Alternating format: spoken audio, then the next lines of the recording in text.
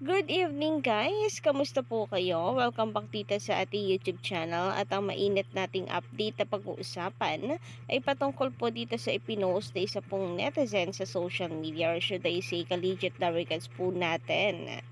Hinggil po dito sa Tape Inc. na Itbulaga sa GMA 7.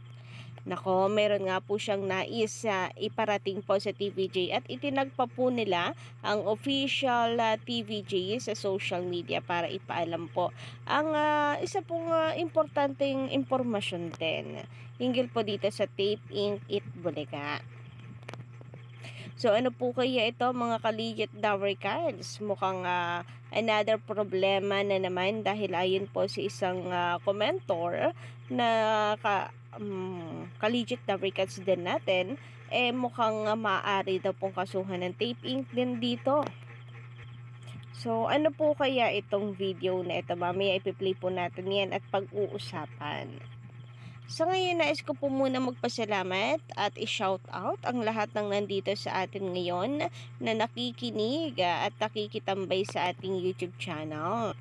So, thank you so much po sa inyong pag-antabay sa atin pong mga update. Basta may kinalaman po sa TVJ and Digita Dowry Cards, sagot na po natin ang mga balitang yan. Kaya naman, kung kayo po ay mga bago lang dito sa ating YouTube channel, maaari po ninyong pindutin ang subscribe button. Pati na rin po ang notification bell para kayo po ay maging updated at una sa mga inilalabas po nating balita. Sa mga masusugid naman po natin taga-subaybay dyan. Ayan, mga subok na po nating collegiate dowry cards, big shout out po sa inyo.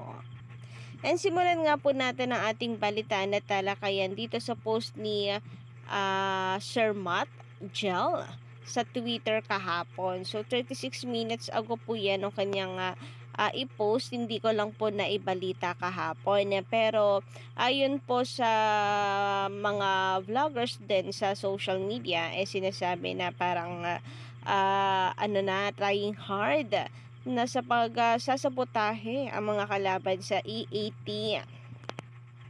So, base dito sa post ni Matchal ay 3 times na nagkakaganito habang nanonood ng EAT. Hashtag Digit Lubricants, TVJ on TV5. At napakasaklap nga naman. Kasi gitnang-gitna, nagba-blackout po yung kanilang television. So, kahit po hindi lahat, pero nakaka-apekto pa rin po yan sa ating panonood. At minsan, nakakabad trip po manood kapag ganyan, ano? So, kung isa rin po kayo sa nakakaranas, maaari nyo naman pong, wag nyo na lang pong patayin para dagdag pa rin po yan sa ratings. So, manood na lang po tayo sa atin pong cellphone, kagaya sa Facebook at YouTube, na maganda naman. Maganda naman po ang daloy ng kanilang live. Minsan, nagkakaaberya, kagaya ng napuputol yung live, pero minsanan lang naman. And we're hoping na sana hindi po hindi na po tayo makaranas ng ganito, no? Lalo na po sa Metro Manila, kasi sa Metro Manila na nga lang po tayo, malakas ang signal sa sa Visayas at Mindanao, maiintindihan pa natin. Pero kapag sa Metro Manila, naku, parang ibang usapan na yan. Malakas po ang signal doon. Doon na lang po tayo may laban tapos magkakaganyan. Ano yon? Sabotage kasi kasama rin ang Metro Manila, isa rin po yan sa pinagkukuhanan po talaga ng datos. So lalong-lalo na po sa TV ratings, alam niyo na napaka-importante rin po sa Tape Bulaga na makuha po ang pagiging number 1 noong time show, ang number 1 na sa TV ratings para po sila makaakit ng mga advertisers and of course commercials.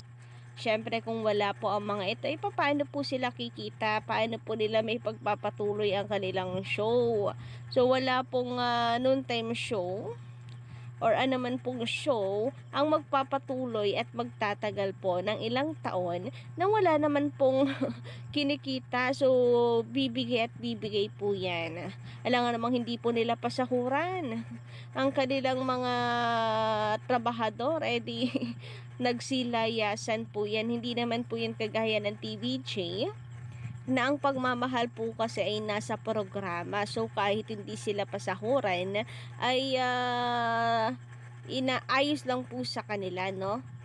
Biruin niyo na milyon po, 20 million ang naging utang sa kanila, mahigit pa ang sabi ni Bossing Vic Soto, kinulang pangaraw. Kay Joey De Leon lang daw po yun. So meaning mga nasa 30 million ang utang nila kay Vic Soto, kay Bossing Vic. So kung iisipin yung ganun, ibig sabihin napakaraming beses po nilang hindi napasahuran ng tama or delayed ang sahod ang kanilang mga host. Pero nandun pa rin po sila. Subukan po kaya nila sa mga bagong host nila ngayon. Baka po mamaya reklamo po sila, mag-trending pa sila sa social media at nakahanap sila ng katapat nila. Kaya napaka-importante po sa Tape It Bulaga na masungkit po ang pagiging number 1 yung time show. Dahil sa mga advertisers, of course, makaakit po sila. Kaya sana rin ay gumawa ng paraan, or kung ginagawan man na po ng paraan ngayon, we are looking forward na sana po ay mapabilis at maging malawak na rin po ang sakop ng TV5, lalong higit po sa Visayas at Mindanao. Kasi dito po nakakabawi ang Itbulaga Tape.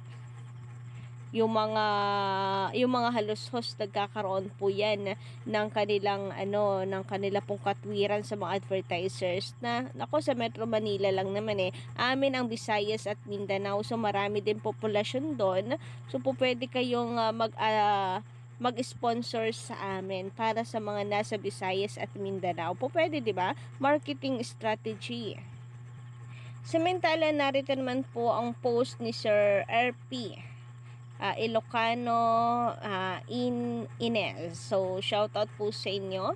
And sabi niya rito, look at official TVJ. So ayan, nakatag po ang TVJ officials dito, and pa rin ang nasa Itbulaga program info dito sa Toronto, Canada.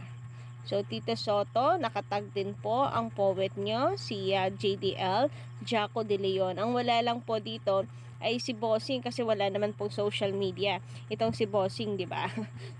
Pero nakatag din po itong si Jaco De Leon, na madalas po active po sa Twitter at sumasagot po sa mga collegiate lubricants natin. So ipinapaalam po niya, look, TVJ pa rin ang nasa Itbulaga program info dito sa Toronto, Canada. Baka po pwede pong ipaabot kay Mayor Jose Manalo. So eto nga po yun. Ipi-play po natin yung video. Anyway, sagot naman po dito ng isa po nating collegiate lubricants, Kapalmuks yan, pwede kasuhan. #legit lubricants. So ito po yun, mga ka-legit lubricants. Bulaga is still using TVJ's photo. You know, that's midsummer at its warmest sort of thing. So we're definitely gonna last late season. So ayan base po dito mga kapatid sa kanyang video, kung matatandaan po natin, na call out na rin po ito ni Tito Sen sa social media, kung saan ay pinalam nga po niya na sila pa rin daw talaga yung gamit. At eto nga yung Itbulaga, tingnan po ninyo, yung nasa longest, yung info dito, ang sabi dito, ayun, series info, Itbulaga. TVJ pa din po, mukha pa rin po talaga ng TVJ, the longest noontime variety show that constantly presents innovation and remarkable segments. So ayan, mukha pa rin po ng TVJ ang nakadisplay po dyan. So, na-call out naman na po ito ni Tito Sen, pinaalam na po niya ito sa social media. Pero bakit ganon? Until na wala po rin silang action, talagang dapat nilalahat na po nila yan lahat-lahat ng channels po nila. Dapat po yan ay pinalitan na nila. 'Di ba? Since wala naman na po ang TVJ sa Itbulaga. Sa Itbulaga ng Tape Inc. sa GMA7. So, bakit po kaya? Ano kaya yung main reason na bakit hindi pa rin po nila pinapalitan until now? So, bago lamang po ito, yung post sa social media.